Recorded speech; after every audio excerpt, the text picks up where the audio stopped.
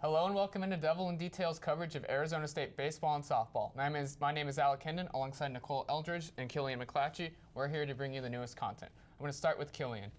ASU just finished its first series of the season in baseball. They swept the Northwestern Wildcats. What do you take away from their opening series sweep? There are a few things to take away. It's the young team.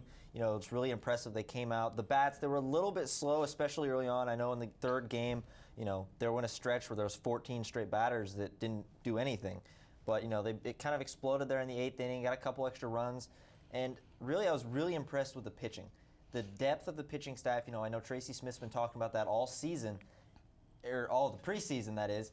And it really showed out. Reagan Todd, he had a really nice outing, and then so did James Ryan. He didn't allow a base runner in his game the other day. So it'll be interesting to see going forward. The bats are really the thing that need to step up.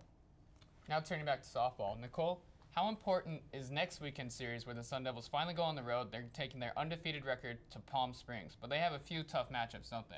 Yeah, the few tough matchups are against Texas A&M because they're 10-0 right now, and Michigan, they're 6-3. So I think if they keep together and are able to keep together under the pressure, that they could come out with more wins than losses this season, or this series, which will really help them in the long run. Now I'm going to ask you a baseball question. Lyle Lynn this weekend was very impressive, but are we willing to say he's the best position player on the roster right now?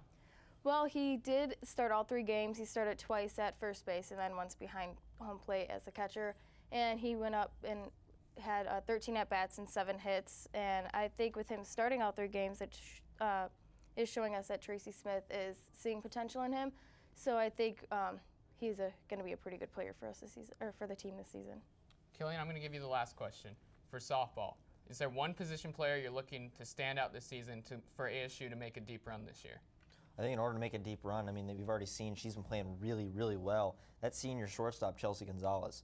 She's leading the team in batting average. She's batting .478, which is really impressive this early in the season. She also has 10 RBIs already, and she's a solid defender.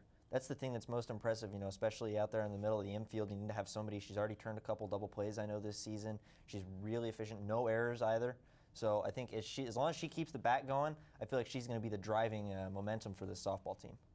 Thank you so much, and you can catch all our work on devilsindetail.com. Thank you so much. Have a great day.